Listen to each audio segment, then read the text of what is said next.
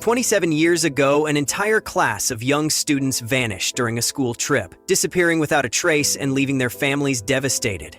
Authorities suspected that the male teacher who had disappeared with them was involved. However, with no bodies found and few leads to follow, the investigation eventually went cold.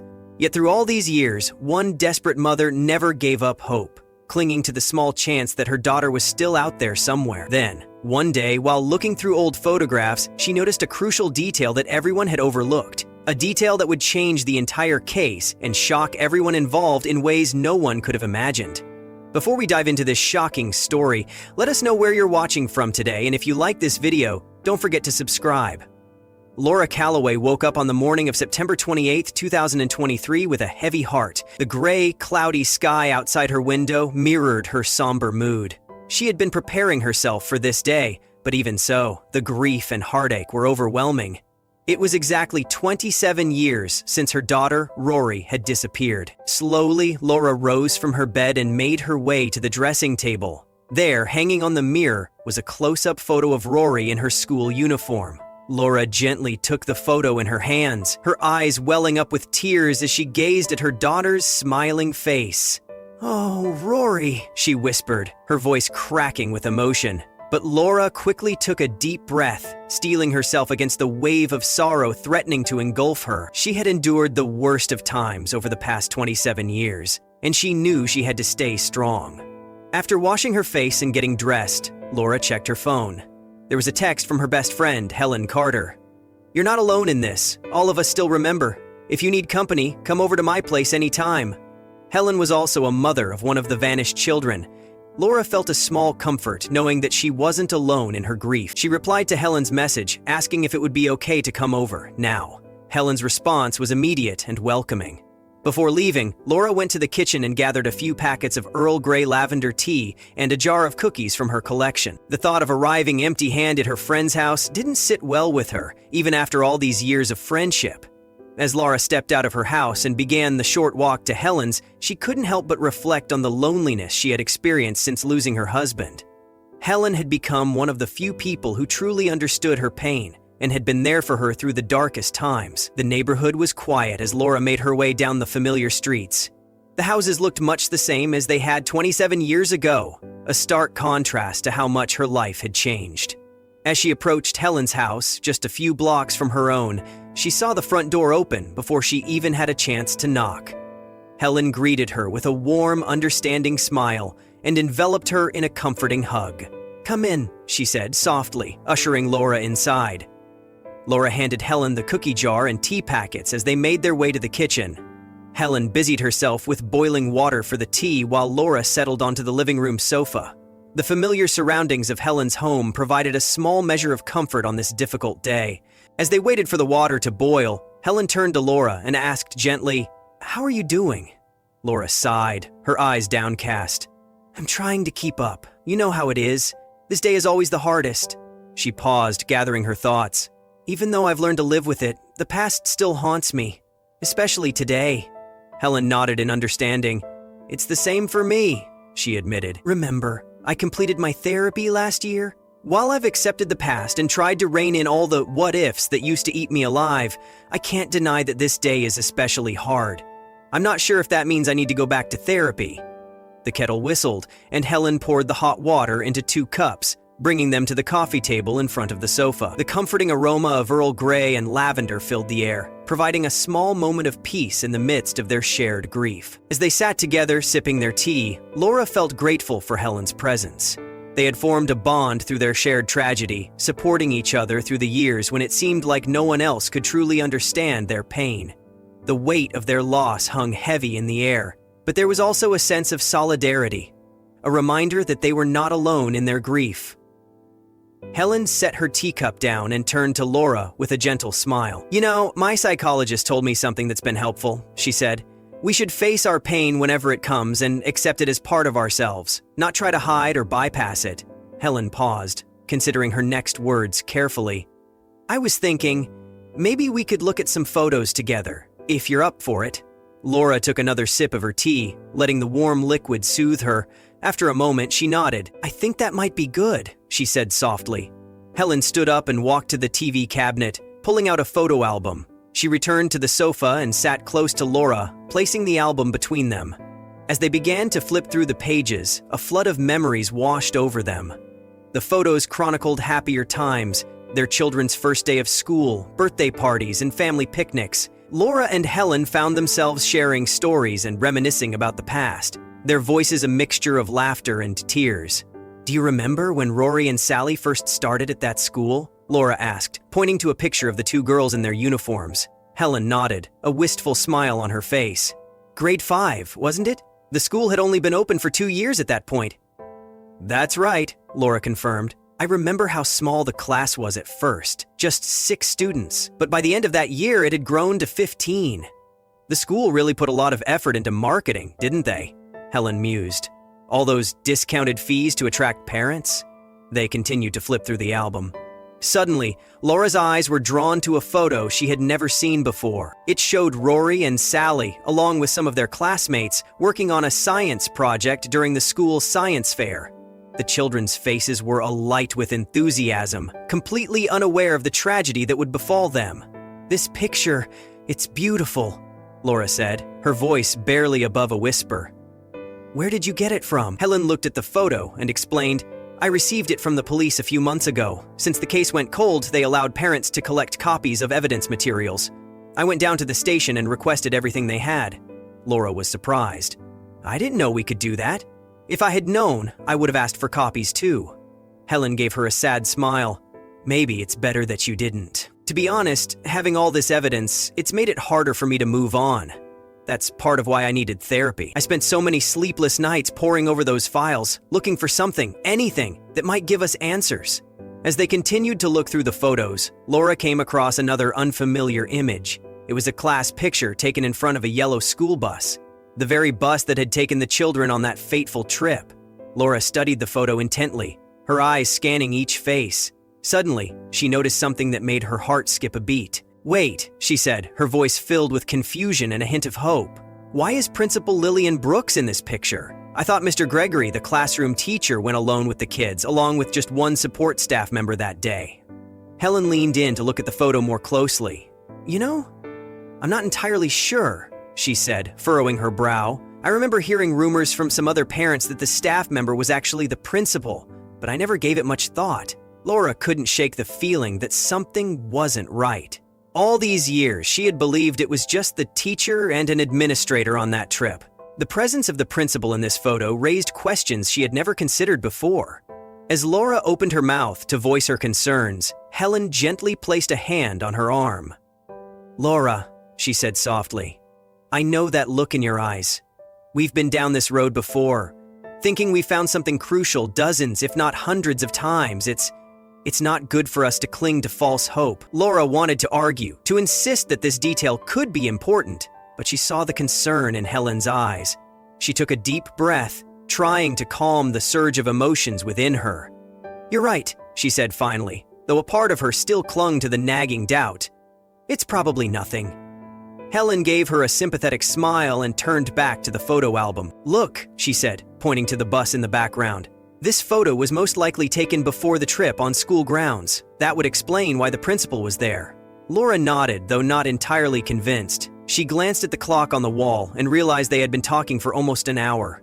"Helen, I hate to do this, but I should probably get going," she said, standing up. "I want to visit Rory's grave, bring her some flowers and tidy up a bit. I do it every year, you know." Helen nodded in understanding. "Of course. Would you like some company? Sally's grave is in the same area." Laura appreciated the offer but saw the hesitation in Helen's eyes. "That's kind of you, but I know you prefer to go with Matthew later. I'll be all right." As Laura prepared to leave, she paused and turned back to Helen. "Would it be all right if I took that photo with me? The one with the school bus?" Helen seemed to consider for a moment before nodding. "Of course, but Laura, promise me, you won't let this consume you.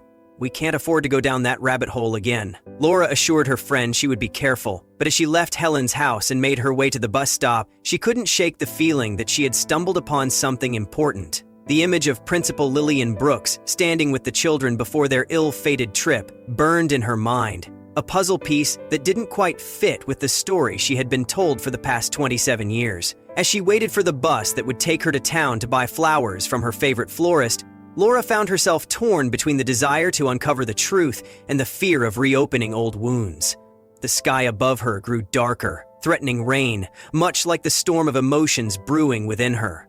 She silently prayed that the rain would hold off until she had finished her visit to the cemetery, allowing her this one day to honor her daughter's memory in peace. Laura sat on the bus, lost in thought as it made its way through the familiar streets toward the town center.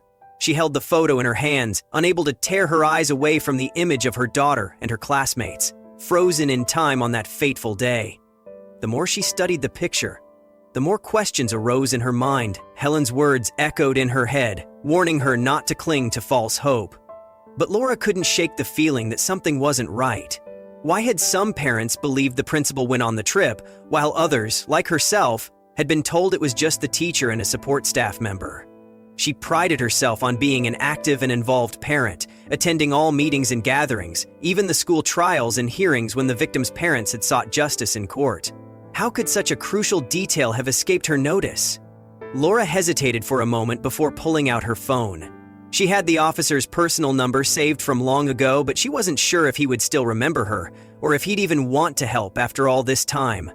The thought made her stomach clench, but she was resolved to make the call anyway. She glanced around the nearly empty bus. The worn seats were speckled with faint graffiti, and the dim fluorescent lights flickered every now and then. Taking a breath, she dialed the number, pressing the phone tightly against her ear. The first call went unanswered. She swallowed and tried again. Still nothing. Just the mechanical drone of a voicemail prompt. Laura's fingers hovered over the screen, debating whether to leave a message. What would she even say? "Hi, it's been years, but I need your help. Do you remember me?" It felt foolish, desperate.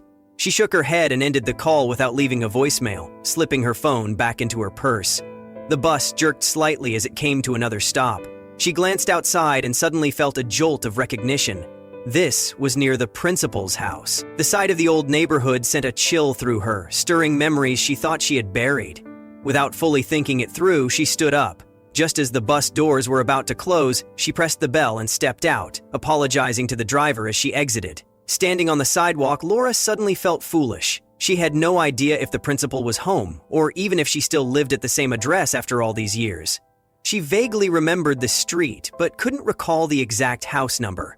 Checking the bus timetable at the stop, she saw that the next bus wouldn't arrive for another 20 minutes.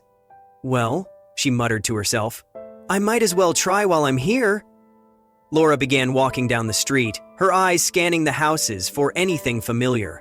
The neighborhood had changed over the years, with some houses renovated and others showing signs of age. After several minutes of wandering, she found herself in front of a house that stirred a faint memory. She stood on the sidewalk, studying the property. The garden was well maintained, with neatly trimmed hedges and colorful flower beds. A car was parked in the driveway, but Laura couldn't be sure if it belonged to Principal Brooks or if she even still lived there. As she hesitated on the sidewalk, Laura realized that she had never truly spoken to Principal Brooks outside of a few brief encounters. There was the day of the disappearance, when the principal had offered her condolences, and once when Laura had come with other parents to protest at her house here.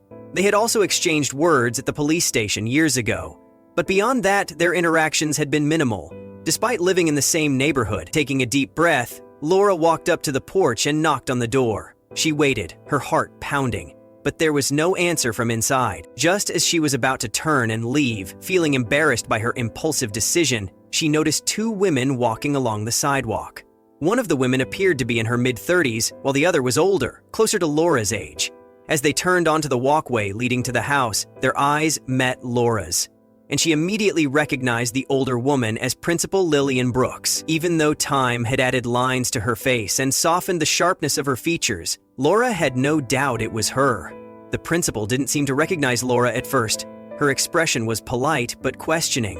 "Can I help you?" she asked, her voice kind but cautious. Laura swallowed hard, suddenly feeling nervous. "I'm Laura Calloway," she said, watching as recognition dawned on the principal's face. Principal Brooks froze for a moment, her composure slipping as she began to stutter. "Oh, Mrs. Calloway, She hesitated. "Please, just give me a moment." She turned to the younger woman, ushering her toward the house. "Why don't you go inside and make yourself comfortable? I'll be right there."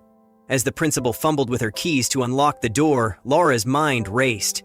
She knew the principal had no children, so who was this younger woman? Was she interrupting something important? Once the younger woman was inside, Principal Brooks followed her in. Laura saw as she switched on the lights of the house. Laura decided to approach closer to the doorway, waiting at the threshold. She debated whether she should call out or wait, but as the minutes stretched on, impatience crept in. The house was eerily quiet, except for the faintest murmur of voices in the distance. After a beat, she raised her hand and knocked again, despite the fact that the door was still slightly ajar. Footsteps approached, then suddenly the door swung open wider. Lillian reappeared in a rush, wiping her hands dry on the sides of her blouse as if she had just finished washing them. "I'm so sorry for the wait," she said, forcing a small chuckle. She hesitated. "Forgive me, but your name...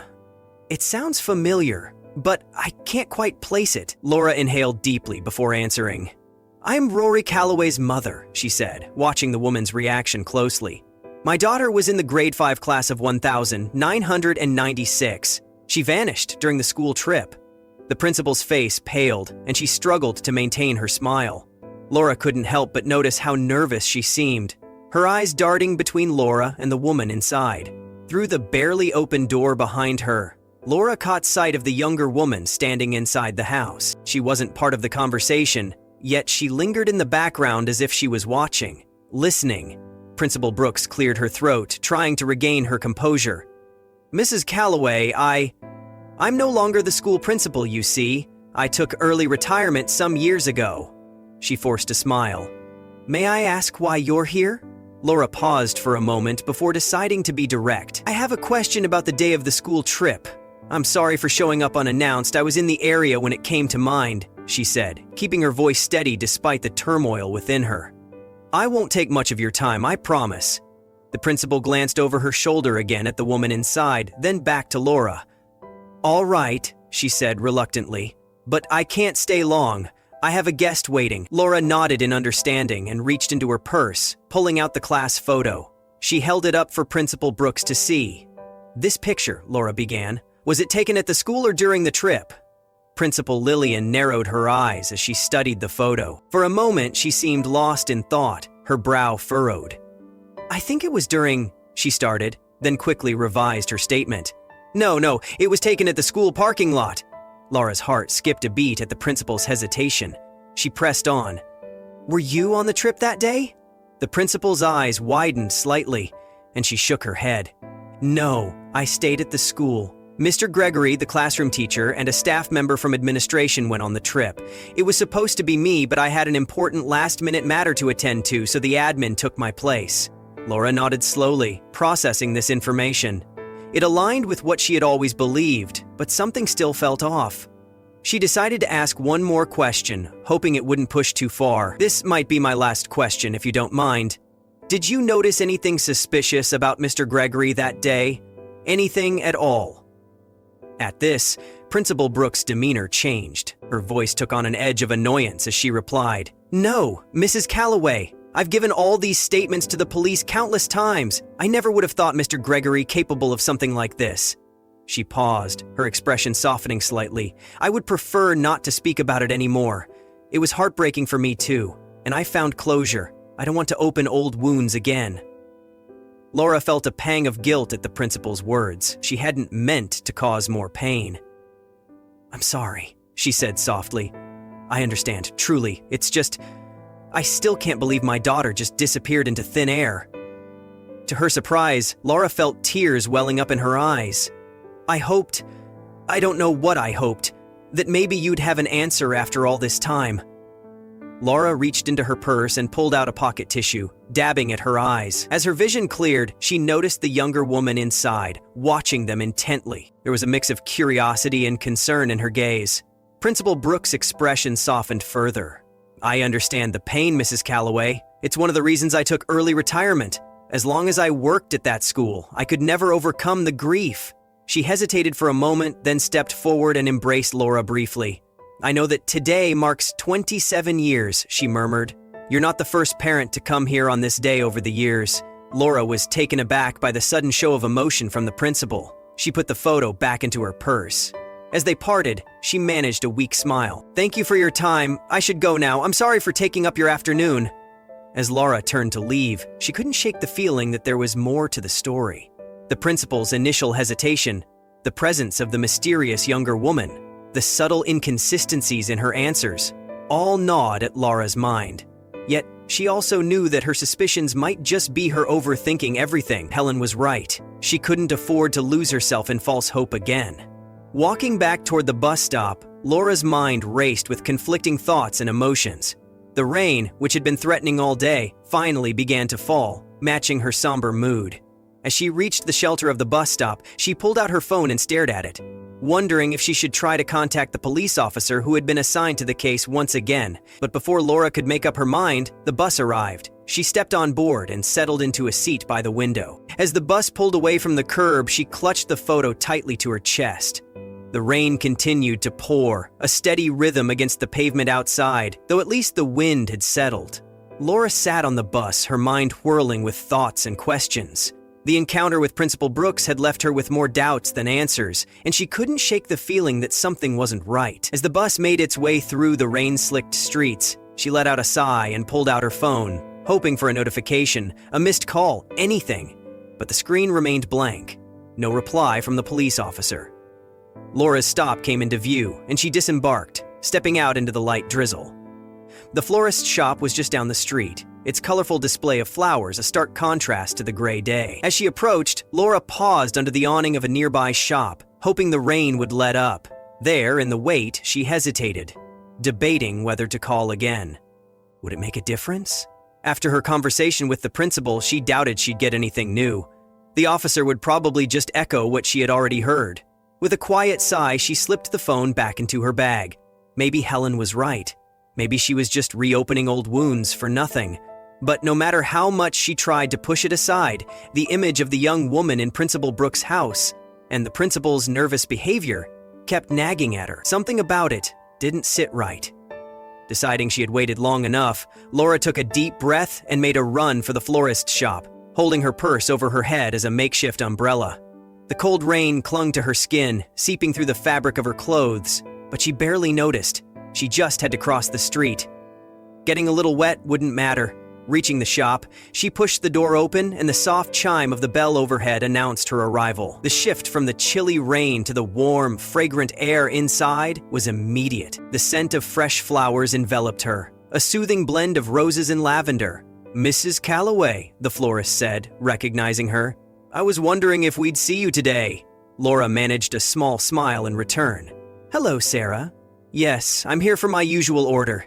As Sarah began to gather the flowers Laura typically chose for Rory's grave, Laura found herself scanning the shop's selection. The variety seemed less extensive than in previous years, and she couldn't help but feel a twinge of disappointment. Noticing Laura's expression, Sarah explained apologetically, "I'm sorry we don't have as much variety this year. The weather's been unpredictable and it's affected our suppliers." Laura nodded in understanding.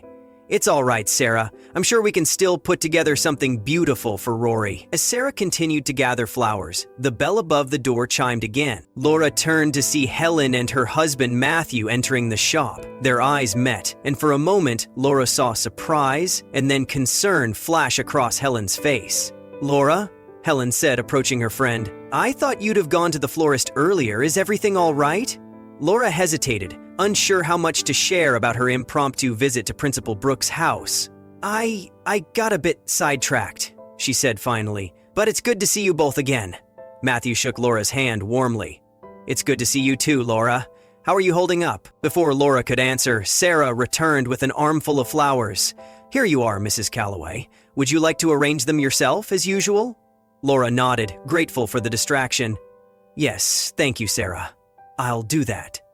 As Laura began to arrange the flowers, carefully selecting each stem and placing it with care, Helen and Matthew chose their own bouquet for Sally's grave. The shop was quiet except for the soft rustling of paper and the occasional murmur of conversation between the couple. Laura found herself lost in thought as she worked, her hands moving almost of their own accord as she created a beautiful arrangement. The familiar task was soothing, allowing her mind to wander back to her encounter with Principal Brooks. Should she tell Helen about it? Would her friend understand her suspicions, Or would she think Laura was grasping at straws again? As she finished tying a ribbon around the bouquet, Laura glanced up to see Helen watching her with a mixture of affection and concern. "That's beautiful, Laura," Helen said softly. "Rory would have loved it." Laura felt tears prick at her eyes at the mention of her daughter's name. "Thank you," she managed to say. "I hope so." The three of them made their way to the counter to pay for their flowers. As Sarah wrapped Helen's bouquet, Laura found herself studying her friend's face. There was a sadness there, a weight of grief that Laura recognized all too well. But there was also a calmness, a sense of acceptance that Laura envied. "Helen," Laura said suddenly, her voice low, "there's something I need to tell you about today." Helen turned to her, curiosity mingling with concern in her eyes. "What is it, Laura?" Laura took a deep breath, steeling herself. "After I left your house, I went to see Principal Brooks." Helen's eyes widened in surprise. "You did what?" Before Laura could explain, Sarah handed them their wrapped bouquets. "Here you are, ladies. I hope these bring you some comfort today." Laura and Helen thanked her, and as they turned to leave the shop, Laura could feel the weight of Helen's questioning gaze. She knew she owed her friend an explanation, but she wasn't sure how to put her suspicions into words without sounding like she was chasing ghosts. As they stepped out onto the sidewalk, the rain had finally stopped, leaving behind a fresh, clean scent in the air. Matthew suggested they all go to the cemetery together, and Laura found herself nodding in agreement. As they walked toward Matthew's car, Laura knew she would have to share what she had learned, or what she thought she had learned, with Helen. But as she clutched her bouquet of flowers, a small part of her wondered if she was ready to face the potential consequences of digging up the past once again. As they settled into Matthew's car, the atmosphere was thick with unspoken questions. Helen turned in her seat to face Laura, her expression a mixture of concern and curiosity. "Laura," she began gently, "why did you go to see Principal Brooks? What were you hoping to find?" Laura took a deep breath, clutching the bouquet of flowers in her lap. She knew she had to choose her words carefully. I couldn't shake the feeling that something wasn't right about that class photo, the one with the school bus." Helen's brow furrowed. "The one we looked at earlier? What about it?" I asked her about it and she said it was taken at the school before the trip. But Helen, at first she said it was during, then she quickly corrected herself and said it was before. "Don't you find that strange?" Helen exchanged a glance with Matthew, her expression thoughtful. Matthew glanced at Laura in the rearview mirror, his expression neutral. "Laura, it's been 27 years. Memory can play tricks on us, especially with such a traumatic event." Laura nodded, acknowledging his point. I know. But there was something else." She hesitated, then continued. "When I arrived at her house, there was a young woman there, someone I'd never seen before, and the principal, she seemed nervous, like she didn't want that woman to know what we were talking about." Helen and Matthew exchanged another look, one that Laura couldn't quite decipher. After a moment of silence, Helen spoke, her voice gentle but firm. "Laura, I understand the need to find answers. Believe me, I do. But we've been down this road before. Remember 3 years ago, when you thought you'd found a connection between the bus driver and that cold case in Oregon?" Laura felt a flush of embarrassment at the memory. She had spent weeks convinced she'd uncovered a vital clue, only to have it lead nowhere.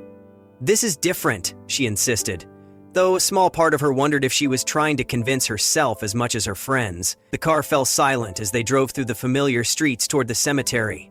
Laura stared out the window, watching as the town gave way to more rural surroundings. The sky was clearing, patches of blue appearing between the clouds. As they approached the cemetery gates, Matthew broke the silence. "Laura, we care about you. We don't want to see you get hurt again by false hope." Laura nodded, feeling a lump form in her throat. "I know," she said softly. I can't help the feeling Rory and Sally and all the others deserve more than just acceptance. They deserve the truth." Helen reached back and squeezed Laura's hand. "They do," she agreed. "But sometimes the truth is that we may never know everything, and that's something we have to learn to live with." As Matthew parked the car, Laura felt a mix of emotions washing over her. The familiar grief, the persistent hope, and now a new feeling of determination. She knew her friends meant well, but she couldn't shake the feeling that her encounter with Principal Brooks had opened a door that had long been closed. They stepped out into the cool, damp air, the scent of freshly turned earth lingering as they made their way through the cemetery. The rain had stopped, leaving behind a quiet, almost eerie stillness. Their footsteps were muffled by the soft ground as they walked toward Rory and Sally's graves. Close, though not side by side, but still near enough that Helen and Laura had arranged them together. A small comfort in their shared grief. Laura approached Rory's tombstone first, her heart heavy as she knelt down, placing the bouquet of flowers gently at its base. The petals, still fresh with morning dew, added a small burst of color against the gray stone. She ran her fingers over the engraved name, tracing each letter as if memorizing it all over again. It always tore at her heart that this tombstone marked an empty grave. No body beneath it. No real closure. They had needed somewhere to direct their grief, somewhere tangible to visit, but the absence of Rory's remains haunted her. This stone monument was both a comfort and a cruel reminder of all they didn't know. With a quiet sigh, she reached into her purse, pulling out the worn photograph. She held it up, studying her daughter's face, her fingers absent-mindedly brushing over the image. Then, just as Laura was about to approach Helen, something caught her eye. Laura stopped in her tracks. In the distance, near the plot where most of the children from the school were buried, she saw a familiar figure. It was the young woman from Principal Brooks' house. She wasn't just passing through. She was standing still, staring down at a headstone, her hands clasped together as if in quiet contemplation. Laura's pulse quickened. Was this just a coincidence, or was there something more to it? Setting her grief aside for the moment, Laura observed the woman. She stood within the section of the cemetery where most of the missing school children had been laid to rest. Many families had chosen this burial ground. It was the only proper cemetery not too far from the neighborhood. Laura's heart began to race. Without a second thought, she turned in the other direction. Gently patting Helen's arm, she murmured, "I'll be right back," her voice barely above a whisper. Before Helen or Matthew could say anything, Laura was already walking briskly toward the young woman. As she approached, she could see that the woman was crying, her shoulders shaking as she stood in front of one of the graves. "Excuse me," Laura called out softly, not wanting to startle her. The woman turned, surprise and fear flashing across her face as she recognized Laura. She quickly wiped her tears away, as if trying to compose herself. "We meet again," Laura continued, her gaze steady. "I think I saw you at Principal Lillian's house earlier." The woman lowered her eyes, shifting uncomfortably. She looked as though she wanted to retreat, as if Laura's presence was making her feel exposed. "I'm sorry," Laura added quickly. "I don't mean to intrude." The woman exhaled softly, then shook her head. "It's okay," she murmured, her voice barely above a whisper. "I come here every year on this day, to grieve." Laura nodded in understanding. "So do I. Though I usually visit early in the morning, but today I was late." She glanced at her watch. 4 p.m. A silence stretched between them, heavy with unspoken words. Then, Laura gently asked, "Who were you grieving for? Were you related to one of the students who went missing 27 years ago?" The woman hesitated, her lips parting slightly before pressing together again. For a moment, she seemed to consider her response, then gave a slow, almost reluctant nod. Laura sensed her unease and didn't press further. But as her eyes drifted toward the tombstone, she noticed a small framed photograph placed near the grave. The image was blurred by age, clinging to the glass, but Laura could make out the outline of a young girl's face. The woman followed Laura's gaze and, as if realizing what she was looking at, swiftly reached down and picked up the photograph, clutching it tightly to her chest.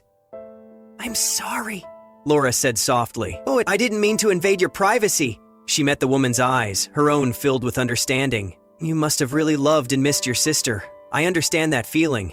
Laura took a step back, preparing to leave, not wanting to cause the woman more distress. But just as she turned, the woman called out, her voice uncertain but firm. "Wait," she said. Laura paused, looking back.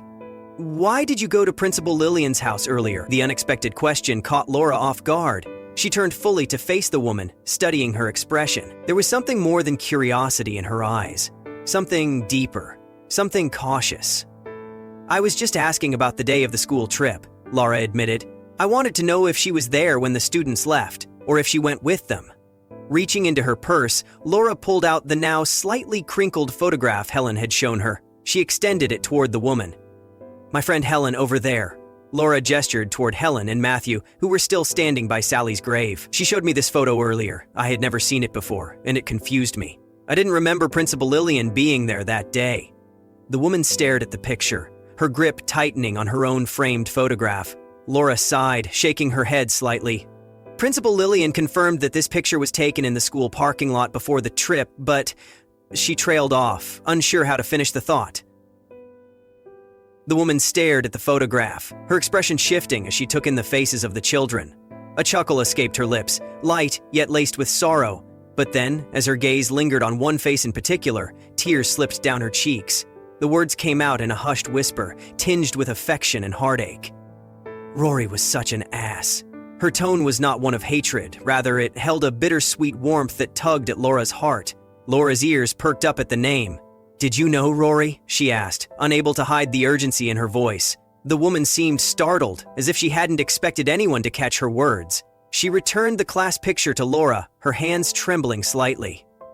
"I'm Rory's mother," Laura said, her voice steady despite the whirlwind of emotions inside her.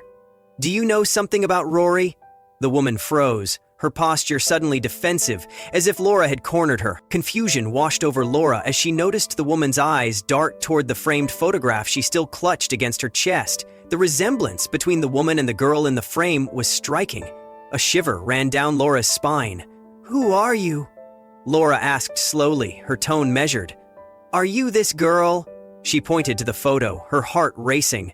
The woman's response was immediate and vehement. "No," she shouted, but the fear in her voice suggested otherwise, as if she was trying to mask a deeper truth. "It's okay," Laura said softly, stepping closer. "You don't need to be scared. Are you one of the survivors?" The woman shook her head quickly, panic flashing in her eyes, but the speed of her denial only reinforced Laura's suspicions. It felt like another lie. "I think you're mistaken. That's not me," the woman insisted, but Laura could see the conflict in her gaze. "No," Laura replied, her voice firm yet compassionate. "You know it is you. It's 100% you." The woman's shoulders slumped, and she looked defeated. "You don't want to know who I am," she murmured, her voice barely above a whisper. "It's better for everyone involved. Please," Laura pleaded, desperation creeping into her words. "For all these years, I've never been able to understand my daughter's disappearance. It's been eating me alive. I come here every year to honor her, and after a few months, the pain in my heart eases. But then this day comes around, and it's like the devil's cycle, an endless torment on my soul." Tears welled up in her eyes as she stepped closer, her heart aching for answers. "If you know anything, please tell me." The woman's eyes flickered with emotion. Laura pressed on, her voice growing steadier. "Why were you at Principal Lillian's house earlier? You can't be her daughter. I know Lillian doesn't have a daughter." The question hung in the air, heavy with unspoken implications. The woman's breath caught in her throat. For a moment, it felt like the world had paused. Both of them caught in a web of secrets and unspeakable truths. After a heavy pause, the woman finally relented, her voice barely above a whisper. "You're right," she admitted. "I'm one of the missing students, a survivor." Laura's heart raced, disbelief washing over her. "What?" she gasped, struggling to process the weight of the revelation. The woman took a deep breath and, for the first time, spoke her name. "My name is Audrey Whitman." Recognition flooded over Laura. Audrey Whitman, one of the names etched into the tombstones, a haunting reminder of the tragedy. "You were in my daughter's class," Laura murmured. Laura's mind reeled as the name sank in. Audrey Whitman, one of the missing children. One of the students they had mourned for years. "You were in my daughter's class," Laura murmured, trying to keep her reaction in check. Audrey nodded, her gaze heavy with an unspoken burden. "Did your family know you were alive?" Laura asked, her voice barely above a whisper. Audrey shook her head, her expression laced with pain. "No. That's why I come to the grave later in the day. My parents always visit in the morning." Laura thought back to all the years she had seen the Whitmans at the cemetery, grieving the loss of their daughter, always in the morning, always with fresh flowers and tear-streaked faces. "Why didn't you go home?" Laura asked gently. "Why didn't you tell them?" Audrey swallowed hard, as if the question alone was too much to bear. "I'm too broken," she finally said, her voice trembling. "It's a long story." Laura's heart ached for the young woman standing before her, burdened by a past she couldn't escape. "You don't have to share it all with me," Laura said softly. "But please, please, I'm begging you. Turn yourself in to the police, give them your testimony. Give us all some answers." Audrey shook her head vehemently. "No, no, no," she whispered, panic flaring in her eyes. Principal Lillian said I'd only hurt everyone. She told me not to say anything, that it would only bring more suffering. Shock coursed through Laura at the mention of Principal Brooks. Lillian Brooks knew you were alive all this time? Laura asked, her voice rising in disbelief. And she discouraged you from coming forward? Audrey hesitated, then nodded slowly. Why would she do that? Laura demanded. I trusted her. Audrey's face twisted in anguish. I trusted her too, she admitted, her voice cracking. She was the only one who understood my pain. Laura took a deep breath, forcing herself to stay calm. Audrey, she said, her voice gentler now, pain is living in the unknown, and we're all already in pain. It couldn't get any worse than this. Audrey stared at the ground, silent. Laura took a step closer. But your testimony, she continued, it could help us. You would be saving us all, providing closure, revealing the truth. Audrey looked up, her eyes searching Laura's for sincerity. Really? She asked, her voice small, uncertain. Laura nodded fervently, her heart aching for both women, the lost children, the grieving families. Yes, she said, her voice firm. You'd be helping the victims' families. Please, Audrey. A long silence stretched between them. Then, with shaking hands, Audrey took a deep breath and reached for her phone. I think you're right, she murmured. I've wrestled with this decision for so long, but Lillian always convinced me otherwise, and I believed she had her reasons. But seeing you here now... She swallowed hard. I'll call the police, she said, her voice gaining strength. As they waited for the officer to arrive, Laura's mind raced. Desperation clawed at her throat as she turned to Audrey. Please, she whispered, do you know where my daughter Rory is? Audrey's expression shifted to one of sadness. She nodded slowly, her gaze filled with unspoken sorrow. Laura felt her heart pound violently in her chest. What do you mean? She pressed. Where is she? Just then, Helen and Matthew approached, their eyes scanning the area for Laura. The tension thickened as Audrey's fear intensified. The realization that another victim's family was near filled her with dread. Laura, what's going on? Helen asked, looking between her friend and the stranger. Who is this? Laura took a deep breath, trying to calm her racing thoughts. Helen, Matthew, she began carefully. This is Audrey Whitman. She was on the bus that day. Helen's eyes widened in shock. She's alive. Just as Audrey opened her mouth to respond, the distant wail of police sirens pierced the air. The sound seemed to freeze the moment in place. Audrey instinctively flinched, her body tensing as if her instincts were urging her to flee. But Laura's voice broke through the chaos. Audrey, if you love Rory and Sally, you owe it to them to tell the truth. Her tone was firm, yet compassionate. Audrey hesitated. She turned to face Laura, Helen, and Matthew, her face conflicted.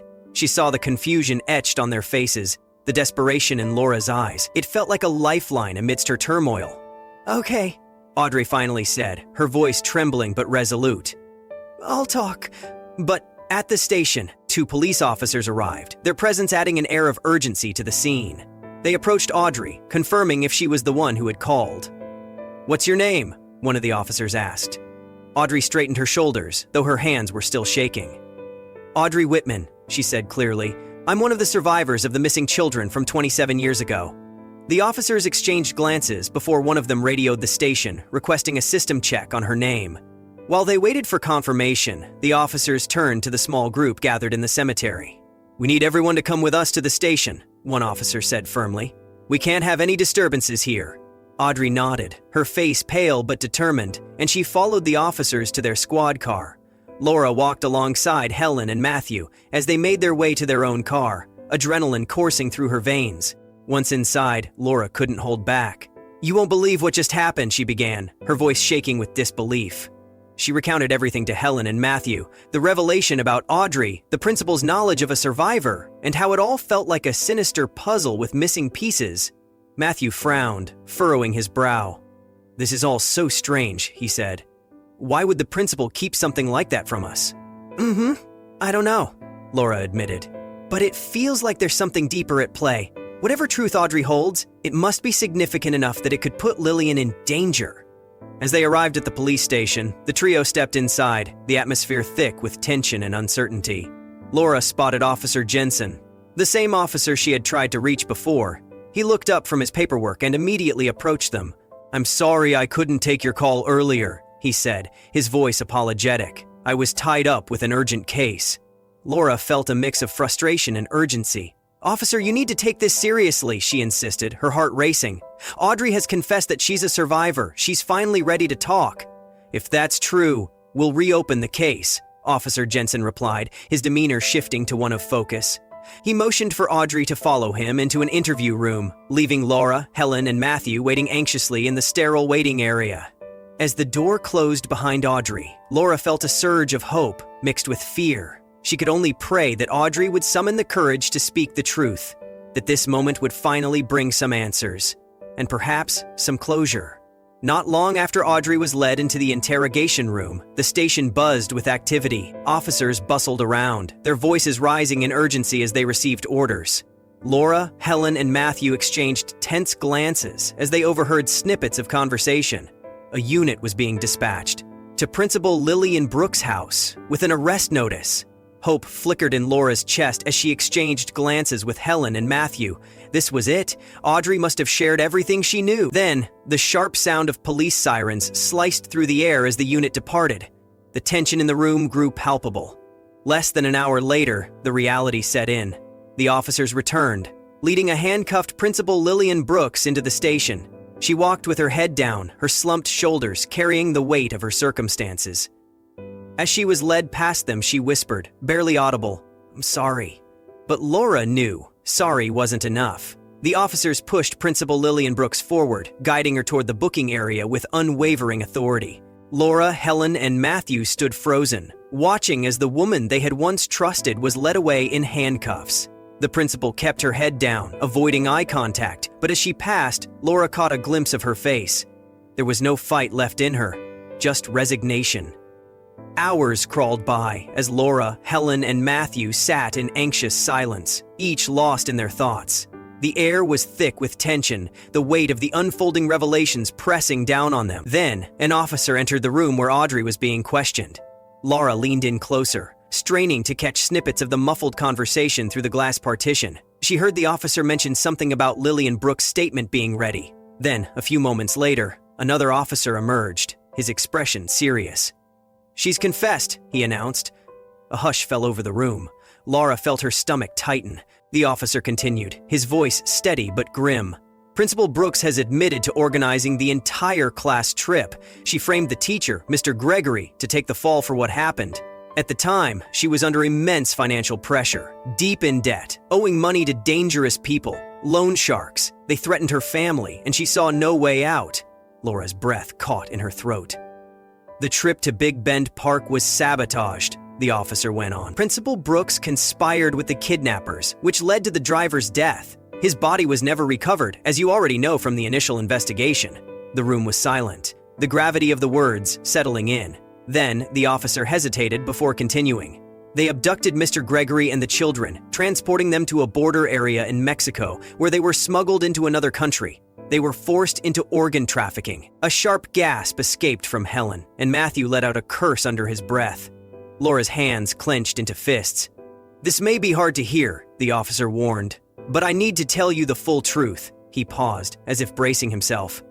"The female students were targeted for various forms of exploitation by Mexican cartels. The male students were sold overseas for child labor." A sickening silence followed. Laura felt the air leave her lungs. Her daughter, Rory. Her mind reeled, trying to make sense of the horror. Helen let out a strangled sob beside her. The officer swallowed hard and continued. "Audrey Whitman was the only one who made it out alive," he said, nodding toward the young woman still sitting in the interview room, her face pale and drawn. "She escaped from captivity 12 years ago. She managed to get away from the man who had purchased her. But even after she got out, she was too traumatized, too mentally destroyed to face her parents, to return home. That's when she somehow connected with Principal Brooks." The officer's voice grew tighter with restrained anger. "Lillian Brooks took Audrey in. She paid for her apartment, covered her living expenses. In exchange for silence, she convinced Audrey that revealing the truth would only bring more pain to the victims' families." Laura shook her head, disbelief washing over her. "It was emotional manipulation," the officer confirmed. Tears streamed down Laura's face, her mind struggling to process it all. Then Audrey spoke. "I was afraid," she whispered, looking at Laura and Helen. I didn't know how to come back after everything I had been through. And Lillian, she made me feel like staying hidden was the only choice. Laura's heart pounded in her chest. What about the other children? She asked, desperation creeping into her voice. Did anyone else survive? Audrey looked down at her hands, shaking her head slowly. I don't know, she murmured. We were separated quickly after we arrived in Mexico, but Rory… At the mention of her daughter's name, Laura stiffened. What about Rory? She asked, her voice barely a whisper. Audrey hesitated, then forced herself to meet Laura's gaze. Rory died the day of the kidnapping, she said, her voice thick with sorrow. They overdosed her with sedatives. She didn't wake up. Laura felt as if the ground had been ripped out from under her. No, she breathed, shaking her head. Helen let out a choked cry, and Matthew closed his eyes, his face tense with restrained grief. Sally was next, Audrey continued, her voice barely audible. The dosage wasn't right for her either. I don't think they meant to kill them. It was just meant to keep us compliant. But they didn't wake up, Laura broke. A raw, guttural sob tore from her chest, her entire body trembling. For years she had held on to hope. For years she had imagined a million scenarios, that Rory was alive somewhere, that she had been taken in by a kind stranger, that she had forgotten her past but was safe. But this was the worst truth of all. Audrey wiped her own tears, guilt etched into every part of her face. I'm so sorry, she whispered. This is what I feared the most, that telling you would hurt more than not knowing. Laura, shaking with grief, forced herself to look up at her. You did the right thing, she whispered through her tears. This is painful, yes, but we finally have closure. We can finally stop wondering. The police officer, standing nearby, nodded in agreement. With this new evidence, he said, we can reopen the case. Thanks to you, Audrey, we might be able to locate some of the other children, if any of them are still alive. Laura barely heard him. The only thing she could hear was the echo of Rory's laughter in her memory. The only thing she could feel was the ache of loss finally settling in for good. She had lost her daughter long ago. But now, at last, she knew. What happens now? She asked, her voice hollow. We've already filed charges against Lillian Brooks, the officer assured them, and we've contacted authorities in Mexico to begin pursuing this trafficking ring. We anticipate that they may try to cover their tracks, so time is of the essence. He turned to Audrey. We recognize the immense trauma you've endured, he told her, and we won't hold you accountable for withholding information. However, we're offering you witness protection. Now that the investigation has begun, these criminals may try to find you again. Audrey hesitated, but Laura reached out, taking her hand. You're not alone anymore, she told her. You don't have to run anymore. Audrey's lips trembled. For the first time, she allowed herself to believe that maybe, just maybe, she wasn't completely lost. The officer's expression softened as he looked at Laura, Helen, and Matthew. I know this must be incredibly difficult for you, he said, to have hope rekindled, only to… He trailed off, struggling to find the right words. Laura nodded, still crying. At least now we know, she whispered. Helen, sobbing beside her, clutched Laura's hand tightly. The other victims' families deserve to know, Matthew said. The officer nodded. We'll be reaching out to them immediately. As they prepared to leave the station, Audrey emerged from the interview room. She looked exhausted, her face pale and drawn, but there was a lightness to her now, as if a great weight had been lifted from her shoulders. Thank you, she said to Laura, her voice thick with emotion, for believing me, for helping me find the courage to come forward. Laura embraced her, a quiet understanding passing between them. Thank you for telling the truth, she whispered. You've given us all a chance at closure. As Laura, Helen, and Matthew stepped outside into the fading light of day, Laura felt an odd mixture of emotions. Grief, relief, a strange, aching peace. What now? Helen asked softly. Laura took a deep breath, looking up at the sky. Now, she said, we make sure justice is served. And finally, after 27 years, the truth had come to light.